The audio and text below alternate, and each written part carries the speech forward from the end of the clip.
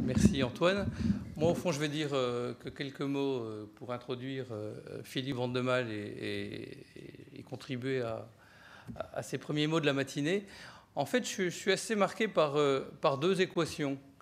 La première équation, on nous avait beaucoup dit au moment du passage de l'an 2000 qu'on passait d'un siècle à l'autre. On n'a pas vu grand-chose et il ne s'est pas passé grand-chose. Et en fait, 2008 est probablement le passage entre l'ancien siècle et le nouveau, et on est en train de s'en rendre profondément compte. Pourquoi ? Parce que 2008 a cristallisé un certain nombre de crises sur la planète, dont il est souvent question quand on parle de développement durable. On a beaucoup parlé de la crise alimentaire, et de la difficulté d'un certain nombre de populations à trouver de quoi se nourrir. La crise des matières premières, avec l'essor des pays du Sud comme l'Inde et la Chine et la complexité sur l'approvisionnement en matières premières et avec elle la crise de l'énergie. En 2008, le pétrole n'a jamais été aussi cher avant, au mois de juin. Au mois de juillet, on l'annonçait à 200 $ à la fin de l'année et cette volatilité a fait qu'il est retombé à 42 $ à la fin de l'année. Donc non seulement on voit des évolutions sur des sujets très importants, mais en plus on voit qu'on ne sait plus les prédire. Parce qu'en 6 mois, on est passé du plus haut au plus bas. Et puis la crise financière et enfin la crise économique dans laquelle on est, sur lequel on est dans un brouillard assez immense. Et au fond, tout ça peut apparaître très loin de notre mouvement, mais c'est dans ce cadre-là aussi qu'on a à réfléchir. Et 2008 est en ce sens-là assez important. La deuxième équation vient probablement plus de mon travail en charge du développement durable dans une entreprise du CAC 40.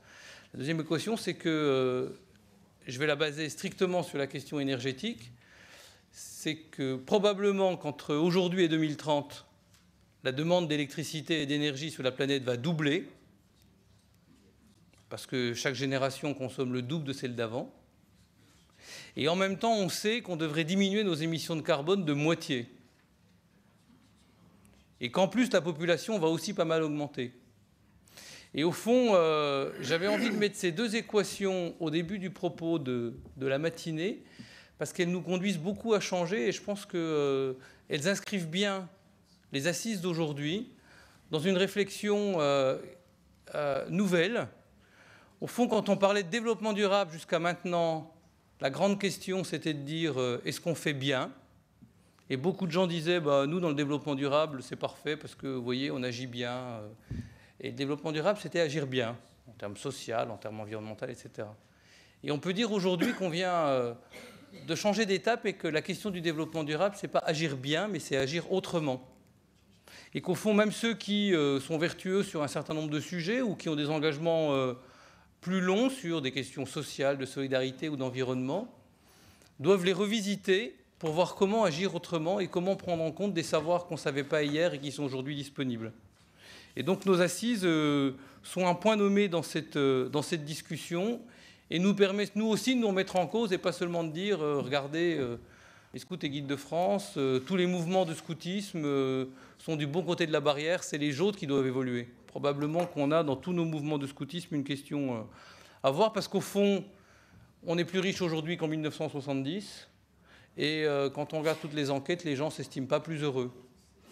Et donc, la croissance de la consommation n'est pas forcément le chemin le seul, et peut-être même pas le bon, pour aller vers une question liée au bonheur.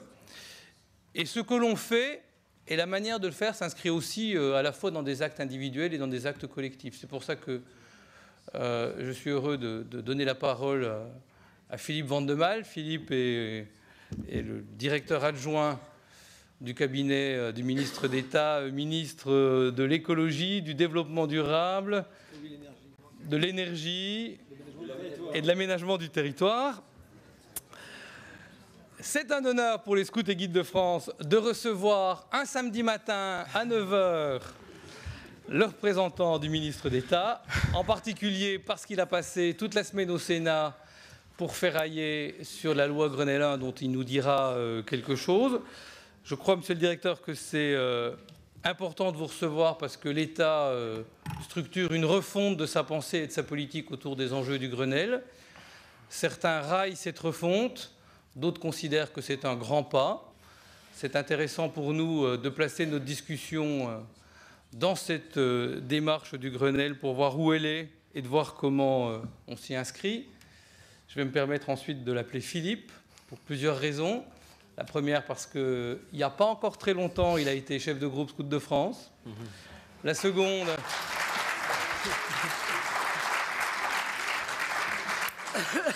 La seconde, parce que son fils est encore chef Louveteau.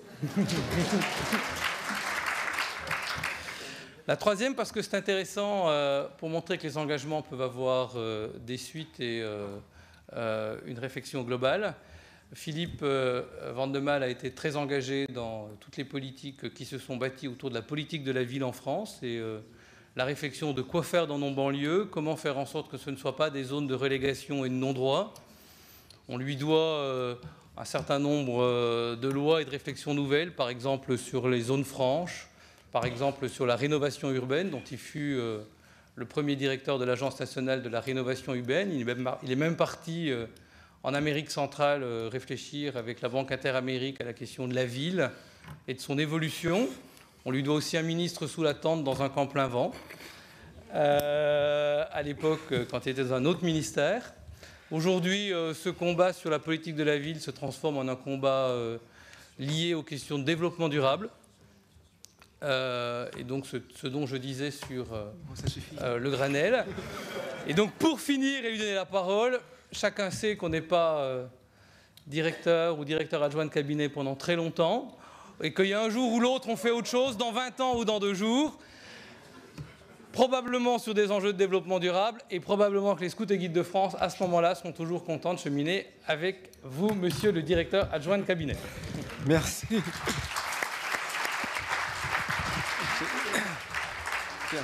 Merci beaucoup.